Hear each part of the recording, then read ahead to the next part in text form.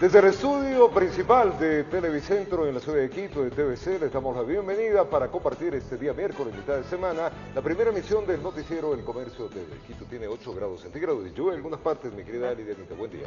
Robert y Anita, amigos televidentes, de este día de hoy hace bastante frío en la capital, así que la recomendación, por favor, salga abrigado de su vivienda y por supuesto maneje con cuidado porque está lloviendo. Así que recomendaciones válidas, hoy tenemos alguna información importante, les invitamos a que desayunen con nosotros hasta las 9:30 de la mañana, el recorrido, el desarrollo de la información. Así que iniciemos. Iniciamos contándoles que el arrollamiento masivo en Puerto Viejo cobró su primera víctima. Una mujer de 20 años de edad perdió a su bebé de 7 meses de gestación. Los restos de la pequeña están siendo velados en la parroquia Andrés de Vera. De las 30 personas que resultaron heridas, 4 permanecen en el hospital.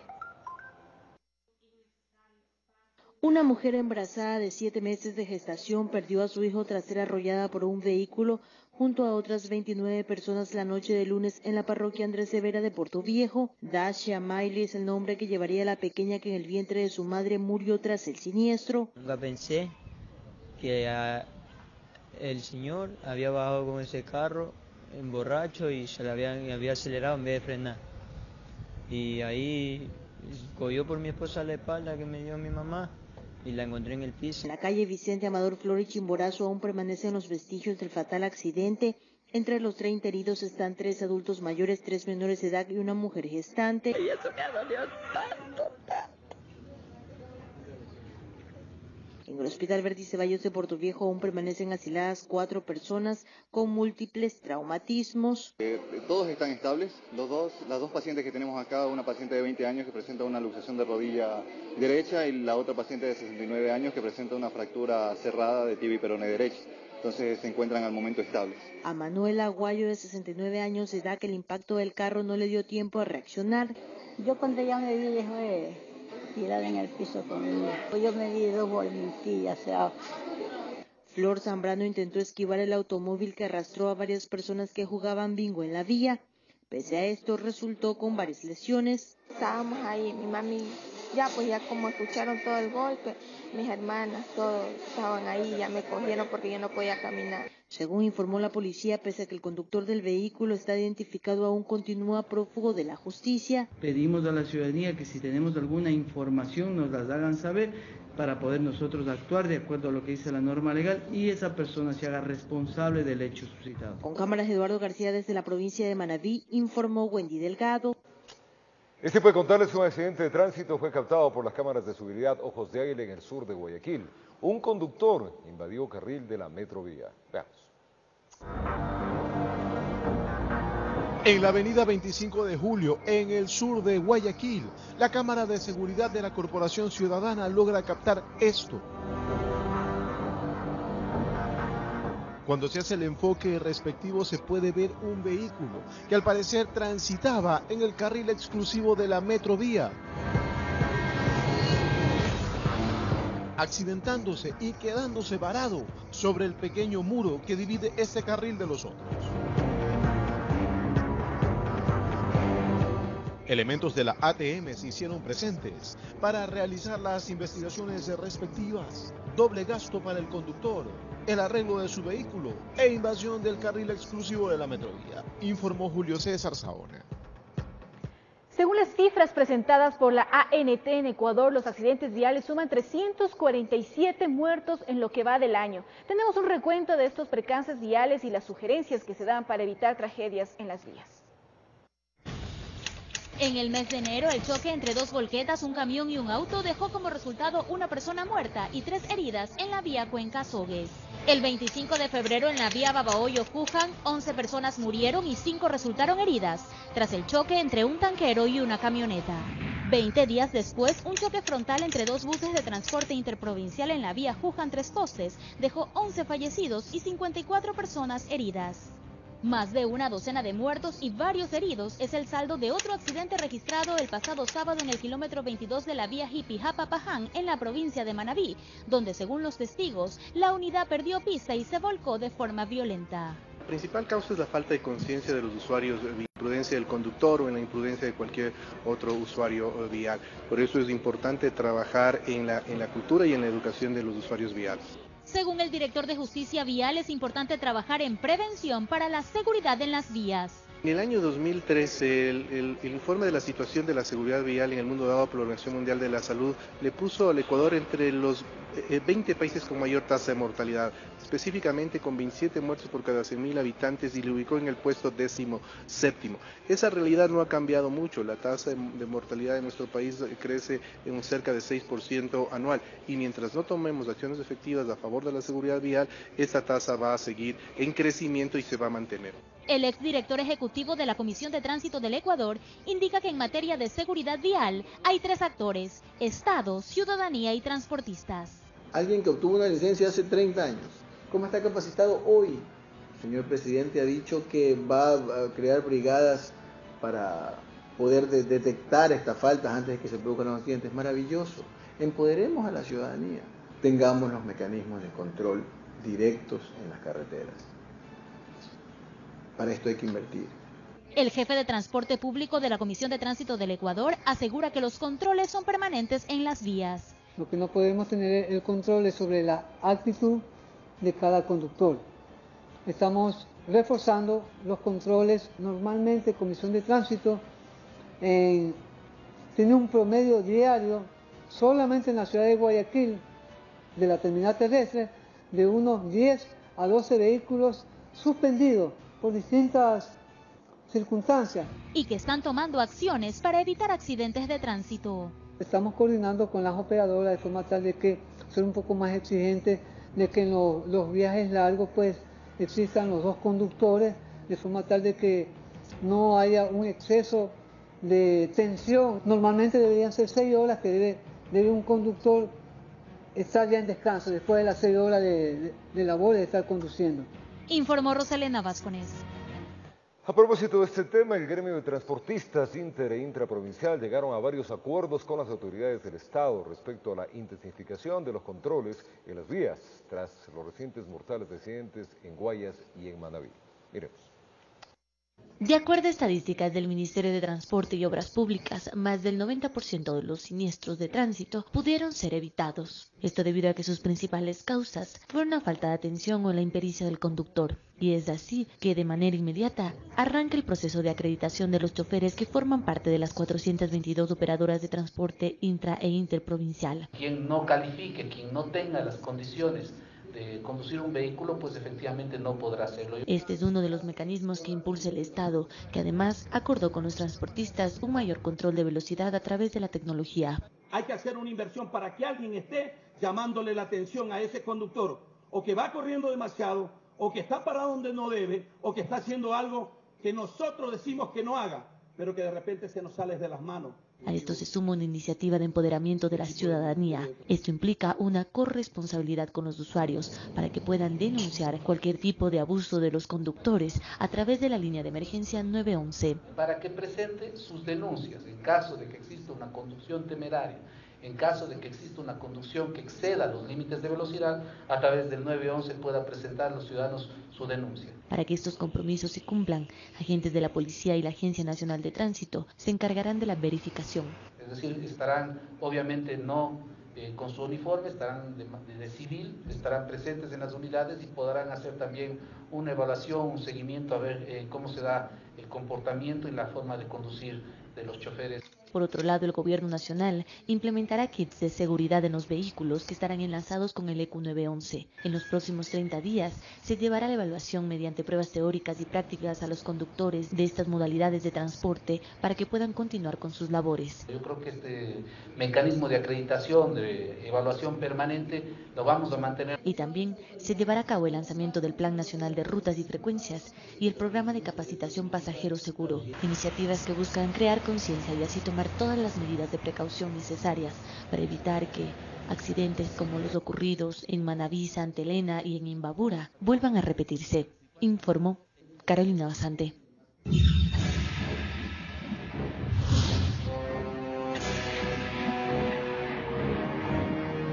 Según datos oficiales, alrededor de 6 personas mueren al día a causa de los accidentes de tránsito en el país. Multas y capacitaciones no han sido suficientes para solucionar estos siniestros. Conducir distraído, superar los límites de velocidad y no respetar las señales de tránsito son las principales causas de los accidentes vehiculares en el Ecuador. Según el Ministerio de Transporte, Movilidad y Obras Públicas, de enero a febrero de 2018 se registraron 4.035 accidentes de tránsito a escala nacional, en los cuales 347 personas murieron y 3.106 más resultaron heridas. En promedio, se habla que en Ecuador 6 personas mueren cada día en las vías. El año pasado hubieron cerca de 2.800 muertos por incidentes de tránsito, y eso definitivamente es una cosa que no es tolerable. Tras el índice elevado de siniestralidad en 2017, las autoridades gubernamentales y municipales emprendieron un pacto nacional de seguridad vial que articula diferentes entidades para crear un plan integral en 5 puntos. Institucional, vías más seguras, vehículos más seguros, usuarios más seguros y atención a víctimas luego de accidentes de tránsito. De su parte, las autoridades del Distrito Metropolitano de Quito impulsan la campaña Te Queremos a Salvo, además de mantener constantes revisiones en las calles de la ciudad. Dicen que existen resultados. En relación con el año 2016, que hubieron 9.935 accidentes de tránsito, en el 2017 hubieron 5.269, es decir, una reducción de menos del 15%. Pero para el Observatorio de Movilidad aún no existen cambios sustanciales, pese a las iniciativas. Lamentablemente el tema de los accidentes de tránsito se ha convertido en parte del paisaje, creo yo. Cristóbal Buendía, representante de este organismo, considera que las sanciones son muy flexibles, lo que hace que exista impunidad, y además señala que en el país hay una necesidad de capacitación profesional a los conductores, criterio que también comparte la ciudadanía. Porque muchas veces se saca la licencia, pero la gente todavía no sabe muy bien manejar. Para la opinión pública, la mayor responsabilidad a la hora de prevenir accidentes de tránsito radica en quienes van detrás del volante. Y sean más prudentes, respeten a los peatones, a los mayorcitos y a las niñas. Cultura, yo pienso cultura en las personas, hacer conciencia a cada una. Pero considerando que son los automóviles los que registran más siniestros, las autoridades gubernamentales proponen que desde las aulas se cultive la responsabilidad vial. Estamos trabajando con el Ministerio de Educación para que se incluya en la malla curricular nuevamente temas de seguridad vial. En gran manera, el evitar ser parte de las estadísticas está en sus manos. Tome conciencia de la responsabilidad que conlleva estar detrás del volante y de igual manera, si usted es peatón.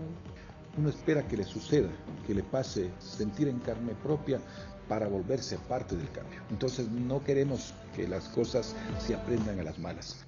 Con la realización de Valeria Navarro, informó Carolina Basante. Es tiempo de contarles que en el sector de San Roque se registraron 2 muertes violentas en distintas horas. Los fallecidos fueron atacados en ambos casos con arma blanca. Al parecer, una reunión de amigos fue interrumpida de forma abrupta. Todo sucedió en la esquina de las calles Cumbandá y Abdón Calderón. En la zona del Panecillo, el presunto atacante se fue directo donde estaba el hoy fallecido y le propinó una certera puñalada que le provocó hemorragia aguda. Murió desangrado. Lo que indican los moradores que han sido un grupo de amigos reunidos, ha venido una persona que desconocen la identidad y le ha ocasionado con un arma cortopunzante, un cuchillo en la pierna, y ha procedido a darse a la fuga. Los amigos con quien estaba libando fueron testigos del hecho, identificaron al atacante y entregaron los datos a la policía para que lo busquen. Hasta el sitio llegaron familiares del hombre de 38 años de edad. En medio del dolor clamaban por justicia. ¿Cómo se dieron las cosas? Aparentemente los hizo con el homicida tenían una rencilla por resolver. El presunto autor del crimen sacó ventaja, aprovechó un pequeño descuido, segundos que fueron suficientes para propinarle la herida mortal en su pierna. Se conoce que tiene 3 detenciones, antecedentes. De igual manera, las personas de aquí del sector dicen que no pertenece hasta la zona de aquí, desconocen el paradero de donde haya venido la persona. En otro caso, por el mismo sector, un padre de familia que caminaba con su hija fue sorprendido por un desconocido. Con cuchillo en mano intentó robarle el celular a la chica. El progenitor, por evitar el asalto, se enfrentó al sospechoso. En medio del forcejeo, el supuesto delincuente le propinó una puñalada que minutos más tarde terminaron con la vida del hombre de 50 años de edad. Quien presenta una herida punzocortante a nivel de la región pectoral. El trabajo oportuno del servicio preventivo de la policía permitió ubicar al supuesto autor del crimen. El sujeto de 27 años de edad fue detenido cuadras más allá del hecho, estaba caminando por la vía pública. Por la oportuna intervención del servicio preventivo, realizan un patrullaje por el sector, donde detienen al presunto autor de este hecho, quienes ubican ya la presunta arma homicida. 2 muertes violentas registradas en el centro de Quito. Agentes de la INASED trabajan en campo para ubicar al prófugo y presunto responsable de la herida mortal, mientras el detenido tendrá que enfrentar a la justicia por el supuesto acto criminal. En Quito informó Iván Casamen.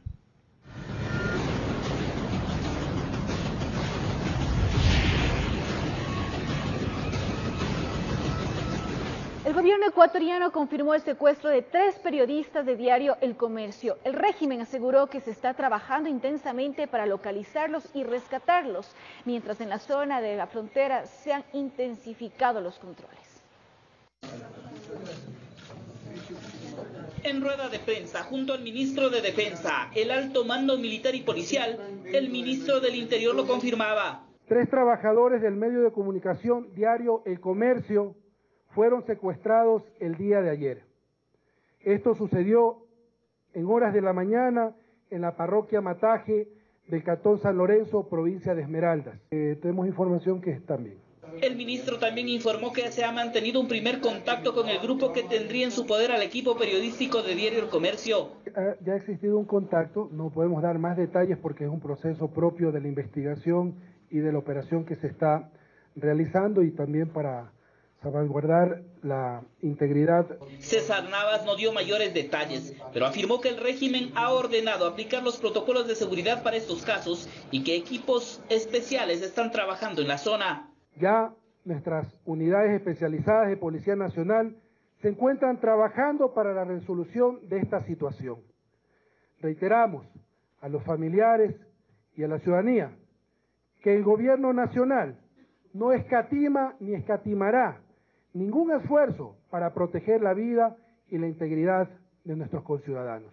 Con la información que se posee al momento, todo hace suponer que los secuestrados estarían ya en territorio colombiano. Nosotros también presumimos que están en Colombia, que nuestros compatriotas están en Colombia y en eso se encuentra trabajando ya el equipo de la policía para poder ver y ver cuáles son las acciones que se van a seguir. Que se está coordinando con las autoridades colombianas, dice Navas, para buscar una salida a esta situación.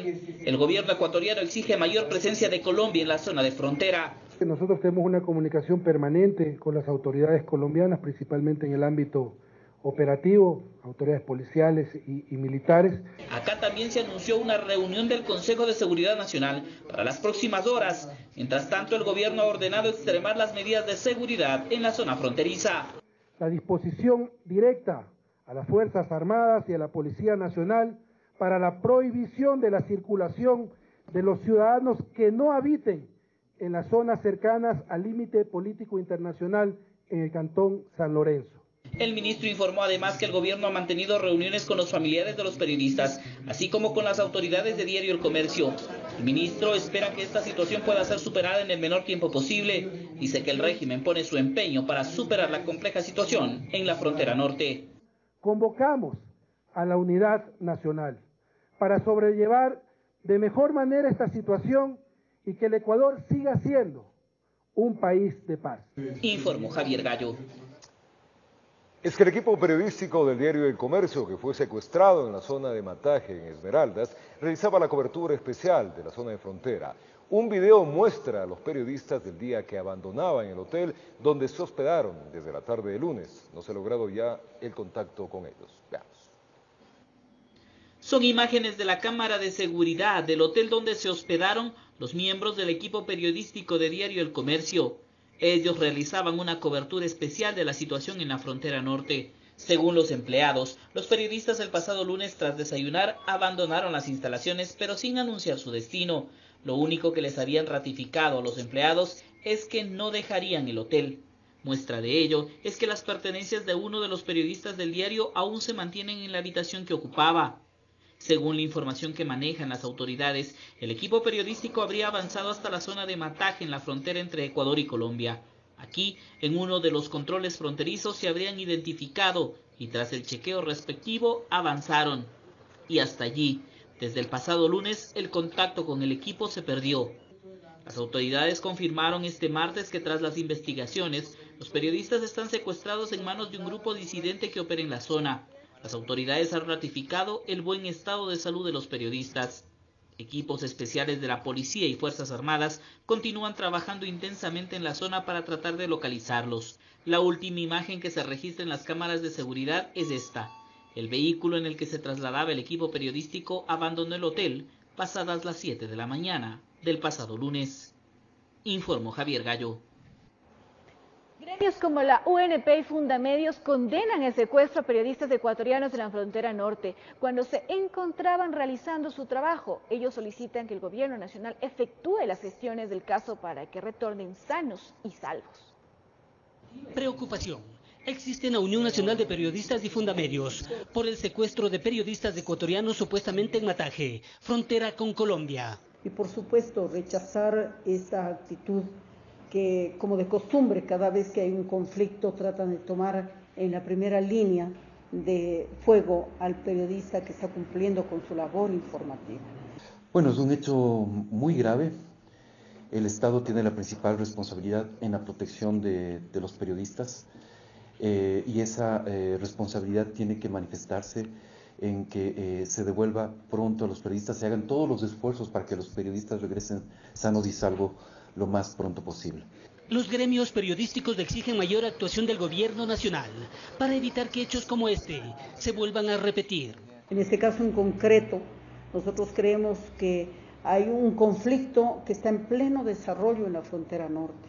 Un conflicto para el cual evidentemente el Estado ecuatoriano empieza recién a asumir sus responsabilidades. Resaltan el peligro al cual están expuestos los comunicadores sociales por cumplir con el deber de informar a la colectividad. Implica que la labor informativa se cumple en medio de riesgos por la responsabilidad social que tiene el periodista de llevar una información muchas veces crítica para conocimiento de la opinión pública. Definitivamente la labor del periodista es informar y estar en esos puntos calientes, ¿no? Sin embargo, yo sí creo que hay que tomar muchas más precauciones de seguridad.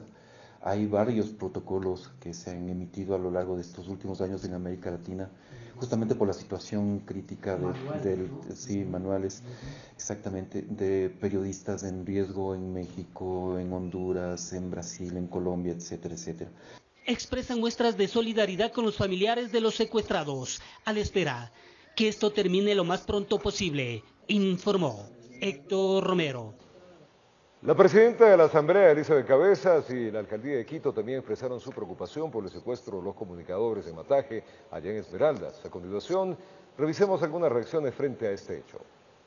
Las reacciones tras el secuestro de un equipo periodístico del diario El Comercio no se hicieron esperar. Autoridades y gremios de periodistas expresaron su pesar por este hecho. Mediante un comunicado, la presidenta de la Asamblea, Elizabeth Cabezas, expresó: el Estado ecuatoriano, a través de la fuerza pública, trabaja intensamente para garantizar la paz y la seguridad en la frontera norte. Mis pensamientos y mi solidaridad están con las familias de este medio de comunicación y con su planta de profesionales. Por su parte, el municipio de Quito también lamentó el secuestro de los comunicadores. La alcaldía de Quito rechaza de forma categórica y enérgica este acto de violencia que atenta contra los derechos humanos y afecta el ejercicio del periodismo libre e independiente, como un pilar de la democracia ecuatoriana.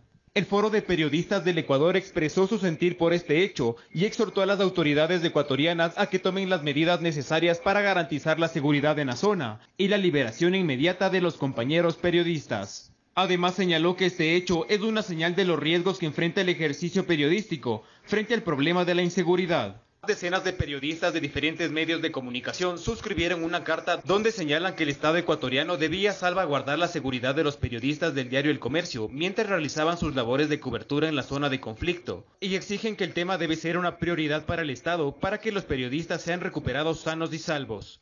La Sociedad Interamericana de Prensa con sede en Miami también condenó el hecho e instó a las autoridades a garantizar la liberación de los secuestrados. Además manifestó su solidaridad con el gremio periodístico del país. Informó Edison Saavedra.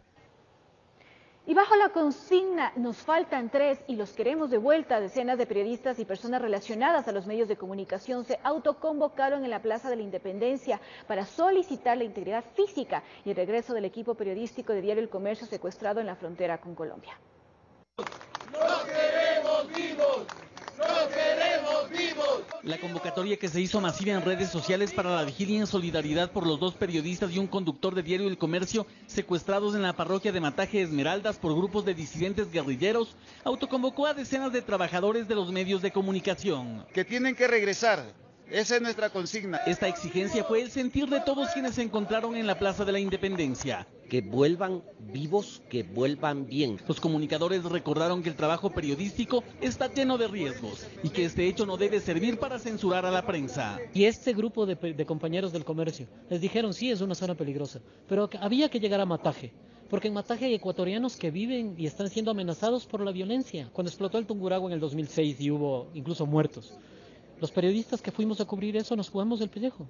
Pero la gente se enteró de esas historias porque estuvimos, porque estuvo un camarógrafo, porque estuvo un fotógrafo, porque estuvo un reportero. Gritos en coro diciendo "los queremos vivos y nos faltan 3" se sumaron a las flamas de velas que expresaban la fe por volver a ver a los compañeros periodistas. Estamos aquí para defender a los compañeros, los queremos vivos a los compañeros. No queremos otro México en donde cada 15 días o cada 8 días se pierde un compañero periodista, se muere un compañero periodista. Como muestra de apoyo al pedido del gremio de los trabajadores de la comunicación, también acudió el ministro de Defensa, Patricio Zambrano, mismo que no brindó mayores declaraciones. Estamos en un momento complicado en el cual esperemos que el Estado pueda entregar la seguridad a sus conciudadanos, que es lo que buscamos todos. De otra parte, la vicepresidenta de la República, María Alejandra Vicuña, quien llegó pasada las 20 horas, señaló que el gobierno nacional actuará con firmeza para garantizar la integridad de todos los ciudadanos ecuatorianos.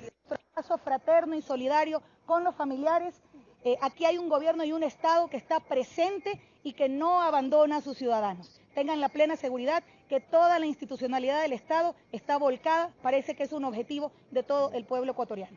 Según se conoce, esta vigilia se seguirá repitiendo durante los días posteriores para presionar por el regreso de quienes salieron a cumplir su deber de informar y terminaron siendo víctimas de la inseguridad de la frontera. Informó Javier Rosero. Continuamos con más información aquí en El Comercio TV. Les contamos que asesinan a Gavis Moreno, directora del Centro de Rehabilitación de Mujeres de Guayaquil. Moreno, de 46 años, fue interceptada por desconocidos cuando iba en una camioneta en la vía perimetral a la altura del hospital universitario. Pese a ser llevada de urgencia al centro hospitalario, falleció debido a la gravedad de las heridas, mientras las autoridades investigan este hecho. La directora del Centro de Privación de Libertad Femenino de Guayaquil, Gavis Moreno, se dirigía a su domicilio cuando fue interceptada por 2 sujetos en motocicleta, quienes le propinaron varios impactos de bala que acabaron con su vida. Ella se movilizaba en una camioneta con su chofer. El hecho ocurrió en la vía perimetral, a la altura del intercambiador de la vía a Daule. El jefe de la DINASET acudió hasta el hospital universitario, sitio donde la directora recibió las primeras atenciones, y minutos después falleció. En circunstancias que terminaba sus labores de trabajo, estaba dirigiéndose a su domicilio y fue interceptada en la vía perimetral a la altura de la vía Pascuales por 2 sujetos en motocicleta. El acompañante procede a realizar varios disparos, de los cuales 12 llegan al cuerpo de la funcionaria y lamentablemente pues fallece producto de esas heridas. Investigando eso, la Policía Nacional no va a descansar para esclarecer este acto, este asesinato. Esto no va a caer en la impunidad, téngalo por seguro.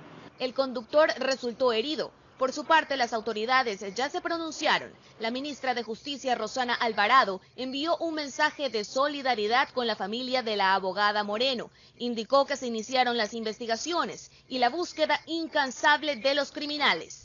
El gobierno nacional informó que lamenta el asesinato de la directora de la cárcel de mujeres de Guayaquil. Tras recibir varios disparos, la Policía Nacional está realizando las investigaciones pertinentes. En las próximas horas, la ministra de Justicia llegará a Guayaquil para colaborar en el caso, informó Adriana Peralta. Tras el asesinato de la directora de la cárcel de mujeres de Guayaquil, otros atentados en contra de funcionarios en cargos similares se han registrado en los últimos años. Enseguida les tenemos un recuento. Fue en el año 2005 cuando varios disparos acabaron con la vida de Eddie Enríquez Saltos. Hasta ese entonces se desempeñaba como director de la penitenciaría de Litoral. Un sujeto desconocido lo habría abordado, saliendo de su domicilio, y de varios disparos acabó con su existir. El suceso se produjo en la cooperativa Juan Montalvo, en donde residía el exfuncionario. 2 años después, un suceso similar se dio en el 2007, específicamente en el mes de abril. 4 disparos acabaron con la vida de Soledad Rodríguez, directora encargada de la penitenciaría del Litoral. Los desconocidos la habrían interceptado en las mismas circunstancias que el funcionario anterior, saliendo de su domicilio, ubicado en la 21 y Oriente. Esto sorprendió a la comunidad, la cual, impávida, recibía una noticia de esta magnitud. Rodríguez se había desempeñado como coordinadora de procesos de rehabilitación por más de 20 años. También se han registrado hechos así en contra de guías penitenciarios y jefes de guías. Ahora se suma el asesinato de Gaby Glenda Moreno de León, directora de la cárcel de mujeres de Guayaquil, la cual también recibió impactos de bala, terminando con su vida durante horas de la noche de este martes. Empezando las investigaciones casi de inmediato, informó Julio César Saona. Un estudio sobre la trata de personas en las provincias de Manabí, Guayas y Pichincha evidenció cómo las pocas denuncias parecen mostrar la naturalización de este delito. Para luchar contra esta actividad ilegal, el Ministerio del Interior suscribió un acuerdo con las Naciones Unidas. La trata de personas es una forma moderna de esclavitud. Es el comercio ilegal de seres humanos que implica la explotación laboral, sexual, reproductiva e incluso la extracción de órganos. Se da alrededor del mundo y tristemente también en Ecuador se registran estos casos. De acuerdo a un estudio realizado por la Organización Internacional para las Migraciones de Naciones Unidas en 3 provincias del país, entre octubre de 2016 a abril de 2017, se determinó que este delito afecta a la población sin distinción de edad o sexo. Un bajo nivel de denuncia a nivel general, lo que puede hablar de, o puede ser un indicio de la naturalización de ciertas formas de explotación presentes en estos territorios. Los resultados arrojaron además que la mayor cantidad de denuncias se registraron en las ciudades más grandes: Quito, Guayaquil, Manta y Puerto Viejo. La trata con fines de explotación sexual es la que se denuncia, la que más se visibiliza, sobre todo en la provincia de Guayas y de Manabí. En Pichincha no, en Pichincha la trata que más cantidad de denuncias es la trata con fines de explotación laboral. Entre 2017 y lo que va de 2018, el gobierno ecuatoriano realizó 34 operativos contra la trata de personas. 29 víctimas fueron rescatadas y 68 personas detenidas. Para continuar luchando contra este delito, el Ministerio del Interior suscribió un convenio con la OIM que trabaja en el país desde hace 24 años. Este convenio entre el Ministerio del Interior y la OIM nos permitirá fortalecer nuestro trabajo, capacitando a nuestro personal tanto policial como civil. Informó Carolina Basante.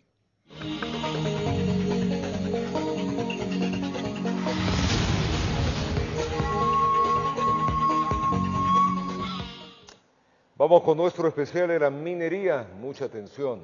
Las concesiones mineras en el Ecuador, pero sobre todo la denominación de áreas protegidas que impediría esta actividad, abren los cuestionamientos, esto por parte de los ecologistas. Pero a decir de las autoridades, la minería en el Ecuador se la realiza de manera responsable. Veamos.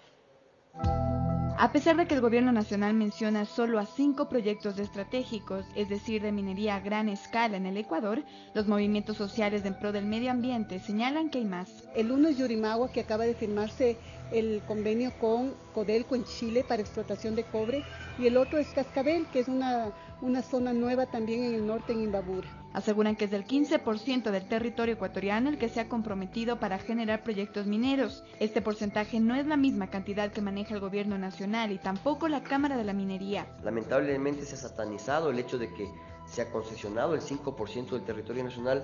Eso no quiere decir de ninguna manera que todo ese territorio va a entrar en una fase de producción. Probablemente el 0,01% de ese territorio podrá entrar en producción de acuerdo a cómo se manejan las estadísticas mundiales en el sector minero. El pasado 4 de febrero, la pregunta número 6 de la consulta popular abrió el debate de si se debía o no eliminar la minería metálica en áreas protegidas. Él sí ganó, pero para los grupos ecologistas saltó la duda de cuáles y cuántas zonas denominadas áreas protegidas. Que claro, hay una cantidad de otros ecosistemas que son frágiles. El Sistema Nacional de Áreas Protegidas no contempla una cantidad de ecosistemas, por ejemplo, reservas de la biosfera declaradas por la UNESCO.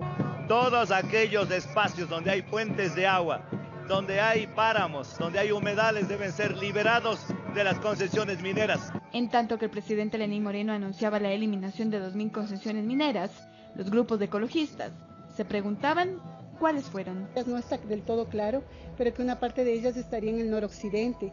Sin embargo, son 2.000 concesiones versus 3.800.000 millones de hectáreas en el país. Lo que se hizo es una reorganización del catastro. Existían muchas concesiones mineras que ya no existían, libres de aprovechamientos, concesiones de pétreos y áridos que finalmente estaban graficados en el catastro pero que ya no existían y no había producción. Los ecologistas dudan de la creación de empleos a partir de esta actividad, pero el gobierno mantiene cifras al respecto. ¿Quiere conocerlas? No se pierda una tercera entrega para continuar hablando sobre la minería en el Ecuador. En Quito informó Andrea Orbe. El exdirector del IES, Richard Espinosa, rechazó las declaraciones hechas por Miguel Carvajal, secretario de la Política, al asegurar que el IES estaría en la quiebra y lo emplazó a rectificar. Organizaciones de jubilados exigen tomar medidas drásticas para salir del trance. Tras las declaraciones del secretario de la Política, Miguel Carvajal, en las cuales reconoce que el Instituto Ecuatoriano de Seguridad Social estaría en quiebra, el ex titular de la institución, Richard Espinosa, salió a asegurar lo contrario. Lo hizo a través de su cuenta de Twitter, en la que dijo: Miguel, equivocarse es de humanos. Admite que se te fue de más decir que el IES está quebrado, cuando sabes muy bien que no lo está. Corrige, Miguel, aún estás a tiempo. Una supuesta quiebra a la que también reaccionaron organizaciones de jubilados, para quienes esta aseveración simplemente es un mero formalismo de un secreto a voces que por años se venía advirtiendo. Así lo asegura Ramiro Montenegro, presidente de la Asociación Nacional de Jubilados Ex Trabajadores del IES. Posiblemente haya algunas personas que se conmocionen por conocer esta noticia, pero habemos muchos otros que ya conocíamos de la situación caótica y crítica del Seguro Social desde hace algún tiempo. Nadie hacía caso de las cifras que se mencionaban. Una cruda realidad que para Henry Llanes, del Frente de Jubilados, teme que pueda ser utilizada como una estrategia política para hacer algunos anuncios desde el gobierno. Para decirle al Ecuador: a ver, ecuatorianas y ecuatorianos, el IES está quebrado. ¿Qué quieren ustedes? ¿Que el IES desaparezca o que yo como gobierno adopte políticas a efectos de salvar al IES? Eso va a ser el pretexto. Y entonces, para salvarlo al IES se requiere subir el IVA del 12 al 15% y también focalizar la comercialización de los combustibles en el Ecuador, ¿no? Ante ello, son tajantes en señalar que el pueblo no tiene por qué pagar los platos rotos que dejaron las medidas adoptadas por el anterior régimen. Como querer darle un puntillazo final a la estructura económica del seguro, se aprobó esa ley de justicia laboral que le quitaba el 40% de aporte estatal para las pensiones jubilares. Pero guardan la esperanza de que la institución resurja y hacen algunas propuestas, en las cuales destacan el pago de los más de 18.000 millones de dólares que el Estado le adeudaría al IES y la restitución inmediata del 40% del aporte estatal. Aprobar una ley que está presentada en la Asamblea para que el Seguro Social sea administrado por sus dueños. Los dueños del Seguro Social son los afiliados y los jubilados. Para que en poco tiempo el IES esté en manos de los afiliados y nosotros le vamos a demostrar al país de cómo hay que administrar los recursos, ¿no? Caso contrario, el futuro del IES no es muy alentador, pues las consecuencias de todo esto se ha empezado a ver, dicen. La capacidad operativa del Instituto Ecuatoriano de Seguridad Social es cada vez más deficitario. Lo único que nos queda son las calles, señores, para hacer oír nuestra voz. Queremos a nuestra institución como nuestra casa y lo vamos a defender, así sea a costa de nuestras vidas. En Quito informó Adriana Rojas. 7:40 en la mañana y ante la especulación del alza de impuestos, aranceles y revisión de subsidios como parte del plan de medidas económicas anunciadas por el presidente Lenín Moreno, el Foro de Economía y Finanzas Públicas reacciona señalando que esto empeoraría la crisis del país, por lo cual presentan varias propuestas que esperan sean tomadas en cuenta por el mandatario. Previo al lanzamiento de las medidas económicas anunciadas por parte del Gobierno Nacional, el Foro de Economía y Finanzas Públicas nuevamente hace sus recomendaciones. Estos funcionarios del gobierno proponen subir algunos impuestos, por lo menos es la propuesta que ha circulado en las últimas horas y es lo que hemos escuchado. En ninguna parte se reactiva una economía subiendo los impuestos, menos una economía que esté en deflación como la economía ecuatoriana. Por ello, entre las principales propuestas que hacen los economistas al presidente Lenín Moreno está la renegociación de la deuda pública, pues les preocupa que ésta absorbe cerca del 33% del presupuesto del Estado, asegurando que es insostenible que más de 10.000 millones de dólares se vayan en amortización e intereses. Inmediata renegociación y reestructuración o canje de la deuda, pero eso no ocurre de la noche a la mañana. El programa económico es el sustento para lograr eso. No se trata de reunirse con los acreedores, se trata de decir aquí tenemos un programa económico que lo vamos a cumplir y que le va a dar a usted las garantías de que va a cobrar su plata. A esto dicen que le sigue la eliminación de impuestos. El impuesto a la salida de divisas, el impuesto o los anticipos de impuesto a la renta que se terminan convirtiendo en un impuesto a las pérdidas y un impuesto al patrimonio, y además la eliminación de varios impuestos que no sirven para casi nada sino para complicar la vida de las empresas y del sector productivo porque recaudan muy poco. Que el gobierno también debería poner de su parte y replantearse la reducción del gasto innecesario que haría el Estado. El Estado está para dar educación, para dar salud, para dar seguridad. No está para tener ni gasolineras, ni importadoras, ni farmacéuticas. Esa definición del rol del Estado le va a permitir gradualmente ir reduciendo el gasto. Estas y otras propuestas serán presentadas ante el presidente Lenín Moreno y esperan que sean analizadas por el primer mandatario. Las medidas económicas estaban anunciadas para este miércoles. Sin embargo, el ministro de Comercio Exterior, Pablo Campana, indicó que se presentarán el próximo lunes. Dijo en una entrevista radial que no está previsto un incremento de 3 puntos al impuesto al valor agregado. En Quito informó Adriana Rojas. El Ministerio de Educación pone en manos de la Fiscalía General del Estado nuevas denuncias sobre supuestos actos de violencia sexual cometidos en establecimientos educativos, en los que estarían involucrados docentes y autoridades.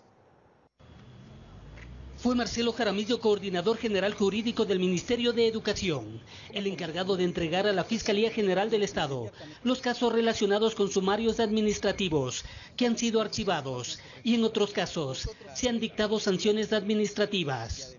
El Ministerio de Educación está abriendo a partir del recurso extraordinario de revisión en el ámbito administrativo, está reexaminando precisamente estos casos, está reexaminando las decisiones que en su momento adoptaron las juntas distritales de resolución de conflicto, a fin de examinar si actuaron correctamente o no. Si no actuaron correctamente, pues inmediatamente serán sancionados los docentes que cometieron estas faltas. Con esta cuarta entrega ya son 385 casos, para que en el ámbito de la justicia ordinaria, la Fiscalía efectúe las indagaciones correspondientes y determine la culpabilidad o no de docentes que estarían vinculados en actos de violencia sexual a niñas, niños y adolescentes en establecimientos educativos. Hasta el momento se ha abocado conocimiento de 190 casos, le digo. 190 casos, se está respetando el debido proceso, se está haciendo el recurso extraordinario de revisión, se está respetando la presunción de inocencia, la legítima defensa, el ser escuchado, el presentar alegatos e inmediatamente después se dictarán las resoluciones. Sin embargo, de aquello ya se han dictado como medidas provisionales la suspensión de estos docentes. Según el Ministerio de Educación, existen 1.256 denuncias a nivel nacional relacionadas a abusos sexuales en centros educativos. De este número, 713 han sido auditadas y de esta cifra, 385 entregadas a la Fiscalía para que sean investigadas en el campo legal. En el marco de la política pública cero tolerancia a este tipo de violencia sexual en los establecimientos educativos, el ministro de Educación dispuso a todas las coordinaciones zonales y a todos los distritos que inmediatamente se reporten todos los sumarios administrativos actuados en estos casos. Paralelamente, desde el Ministerio de Educación se trabaja con las víctimas y sus familiares. Todos los casos que han sido detectados en el sistema educativo por vulneración de este tipo específico de violencia se han identificado para que puedan recibir un plan de acompañamiento y restitución. Esto quiere decir que todas las víctimas que encontramos en el sistema educativo tienen que recibir un acompañamiento psicológico, un acompañamiento pedagógico y garantizarse que estén dentro del sistema educativo de manera adecuada. Informó Héctor Romero.